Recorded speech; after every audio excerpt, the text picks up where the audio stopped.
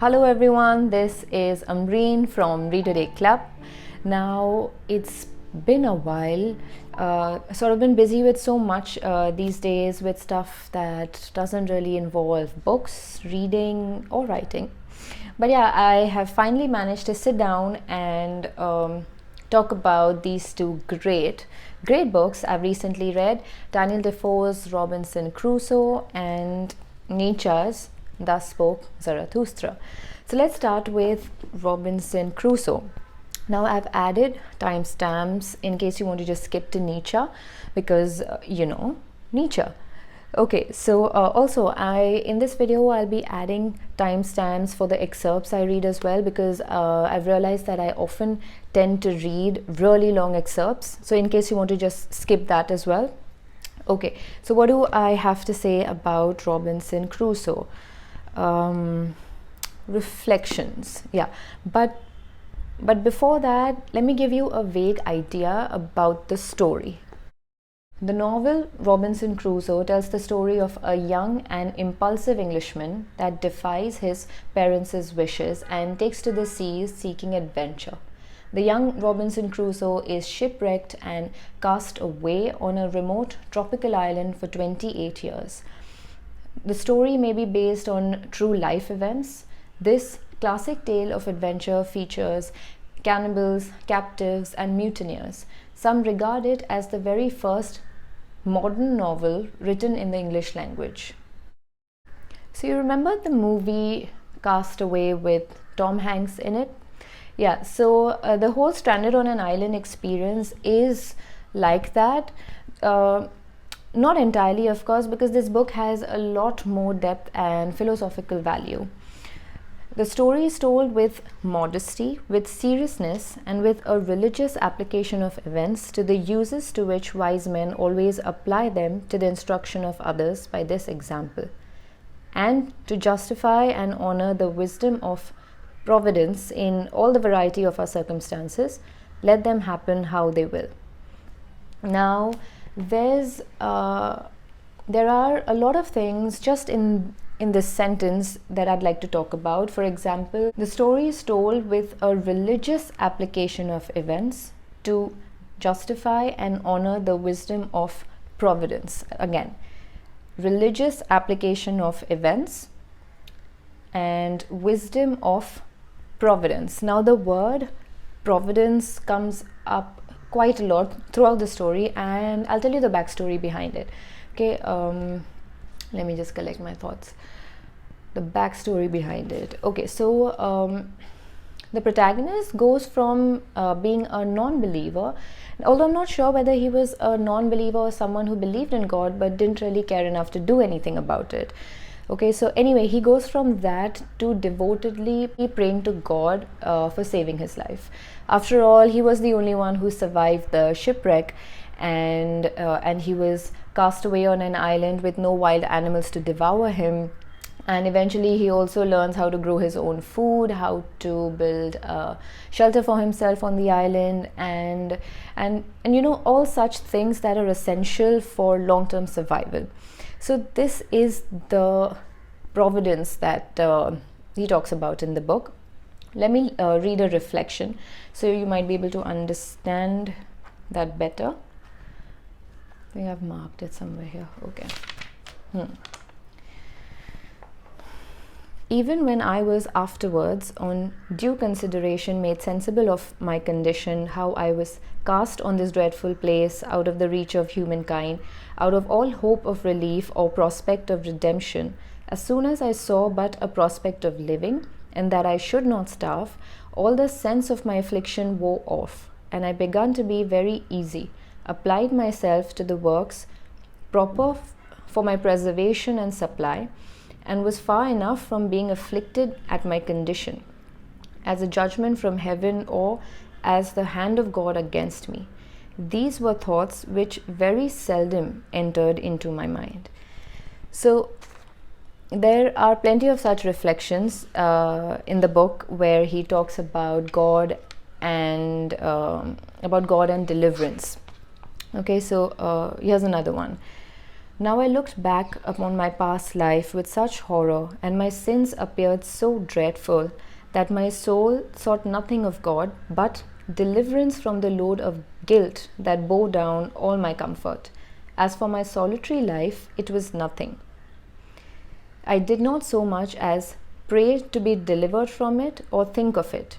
It was all of no consideration in comparison to this. And I add this part here to hint to whoever shall read it that whenever they come to a true sense of things, they will find deliverance from sin a much greater blessing than deliverance from affliction. Okay. Now, then there's another person who joins him on the island. He's called Friday.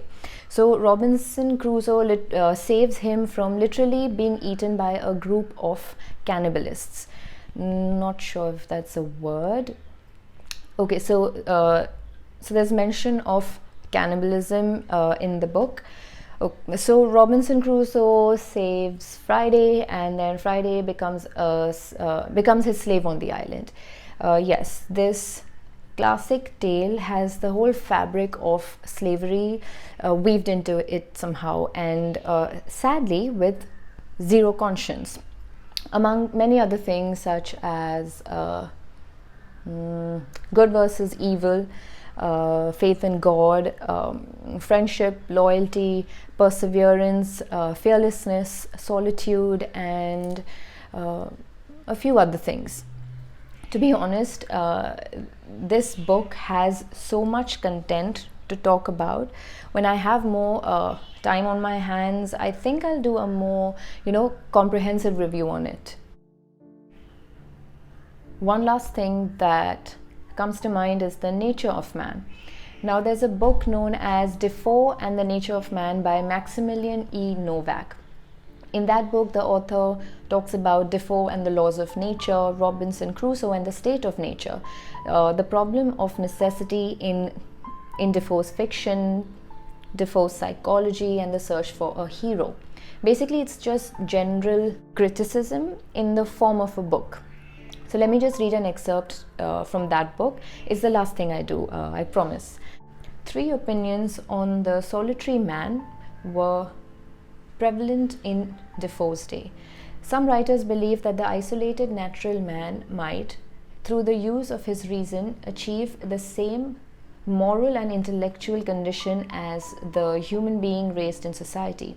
Others suggested that he would be savage and brutal but have greater freedom and happiness and fewer vices than civilized man. The majority of writers, however, argued that man was a social animal, that the bestial life of the solitary savage was insecure, and that so far from being happy, the isolated natural man lived in constant fear of death. Although most modern critics have regarded Crusoe as a personification of the enterprising, fearless economic man, Crusoe clearly belongs to the third category. He survives his solitude, but he is always afraid, always cautious. Defoe recognized the benefits of the state of nature, but he believed that the freedom and purity of Crusoe's island were minor advantages compared to the comfort and security of civilization.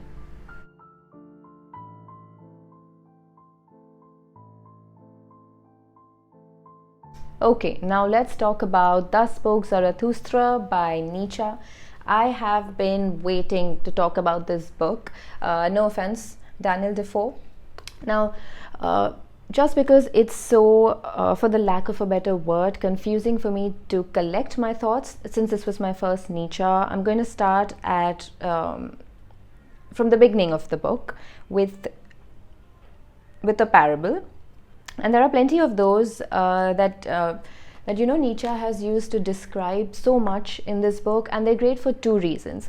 One is that they're proof of just how great Nietzsche was as a writer / philosopher, and the second reason why I found these parables so bloody fascinating is that they convey what needs to be conveyed in the most accurate manner. So let's see if you can understand what I'm saying with this one. In truth, man is a polluted river. One must be a sea to receive a polluted river and not be defiled. Behold, I teach you the Superman. The Superman. That was not a part of the sentence. Behold, I teach you the Superman. He is this sea. In him your great contempt can go under. Wow. Just wow. I mean, seriously, what is that? Please excuse me if you think I'm being too dramatic about this. It's just that I find this sort of text and literature in general highly captivating. So anyway, back to the parable. He says that I teach you the Superman. So who is the Superman he's referring to? Let's talk about that for a second. In Nietzsche's Thus Spoke Zarathustra, Superman is how do I describe this? Is man's own downfall in a way. He says that man is a rope fastened between animal and Superman, a rope over an abyss. So the best thing about man is that he's a bridge, not a goal. And the best quality of man is that he is always going across that rope, meaning going across and going down. I'll explain the going down bit. I love him whose soul is deep, even in its ability to be wounded, and whom even a little thing can destroy. Thus he is glad to go over the bridge, hence going down. It sounds like a math problem solution. I love him whose soul is overfull, so that he forgets himself and all things are in him. Thus all things become his downfall. Okay, so I remember reading something else around this time that must have underlined somewhere. Yes, wait. It is intoxicating joy for the sufferer to look away from his suffering and to forget himself. I'm reading these excerpts. Because it just gives you the opportunity to stop while you're reading and look within, sort of like a door opening and revealing to you what's inside, not to address anything but just to make you realize that it's been sitting there all along without your acknowledgement. And of course, Nietzsche also talks about the self and the ego. You say I, and you are proud of this word. But greater than this, although you will not believe in it, is your body and its great intelligence, which does not say I, but performs I. What the sense feels, what the spirit perceives, is never an end in itself. But sense and spirit would like to persuade you that they are the end of all things. They are as vain as that. Sense and spirit are instruments and toys. Behind them still lies the self. The self seeks with the eyes of the sense, it listens to with the ears of the spirit. The self is always listening and seeking. It compares, subdues, conquers, destroys. It rules and is also the ego's ruler. The self says to the ego, feel pain. Therefore it suffers and gives thought how to end its suffering, and it is meant to think for just that purpose. The self says to the ego, feel joy. Thereupon it rejoices and gives thought how it may often rejoice, and it is meant to think for just that purpose. If you ask me what is the essence of this book, I think my reply would be that when you're reading Thus Spoke Zarathustra, you're constantly reminded how you are your worst enemy. And that's a good thing, because Nietzsche believed that only when you're ready to burn yourself in your own flame, only when you turn to ashes can you create beyond yourself. You yourself lie in wait for yourself in caves and forests. I don't know if I'm saying that right. Yeah, you yourself lie in wait of yourself, for yourself, in caves and forests. So this great redemption, this burning yourself in your own flame, demands suffering, and this is where Nietzsche's will comes into the picture. Yes, let's read something about Nietzsche's will. Where is that? Yeah, he says, all feeling suffers in me and is in prison, but my willing always comes to me as my liberator and bringer of joy. Nietzsche's will. If I could go on and on about Nietzsche's will, I would, but you have things to do, I have things to do, so read about it yourself. Just kidding. Okay, so Nietzsche's will, I read a lot about what it actually meant, and I came to the understanding that his will to power represents, it has more to do with disciplining and overcoming yourself rather than encouraging and promoting your evil might. And Nietzsche believed that all psychological understanding can be reduced to this will to power. It's the power you exert over yourself to achieve this perpetual state of becoming, of overcoming yourself again and again. And since Zarathustra teaches you to embrace suffering for growth, overcoming hardships is a huge part of that. So your will acts as a liberator to help you climb the highest mountains, metaphorically speaking. Nietzsche calls that the higher man. But then how does man go higher? Well, why does man go higher?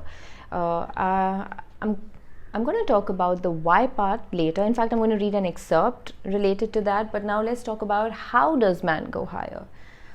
The question is, how does man go higher? $1 billion question. Where is that? Yes. So Nietzsche says that the highest mountains arise from the sea, means at the bottom. Their testimony is written into their stones and into the sides of their summits.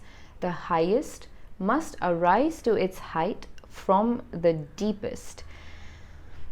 So that's another very interesting parable. Okay, so on this page, quite coincidentally, I've marked this, I've underlined this sentence: you have always approached trustfully all that is fearful. So these words are spoken to Zarathustra. Again, you have always approached trustfully all that is fearful. I think that would describe the whole book. I think that one sentence can describe the whole book, because it makes so much sense. We're always so scared of what we don't understand, stuff that we just have no idea about. We're always fearful of that. You higher men, do you think I am here to put right what you have done badly? Or that I mean henceforth to make more comfortable beds for you sufferers? Or show you restless, erring, straying men new, easier footpaths? No, no, thrice no, more and more. Better and better men of your kind must perish, for life must be harder and harder for you. Only thus does man grow to the height where the lightning can strike and shatter him, high enough for the lightning. Alright, so I hope you enjoyed the whole thing. I enjoyed sharing my thoughts on these two books, and of course reading was also such a contemplative experience. Both books are very interesting, they're insightful, and Nietzsche more so. But then there are so many reflections in Robinson Crusoe that book is quite insightful. So no, I take back what I said. Okay, so you can follow us on Instagram. You can read our blog posts on our website. As for what I'm reading now, I'm reading Dostoevsky's Crime and Punishment. So let me know what you're reading at the moment, and that's pretty much about it. Thank you so much for watching, and have a wonderful day.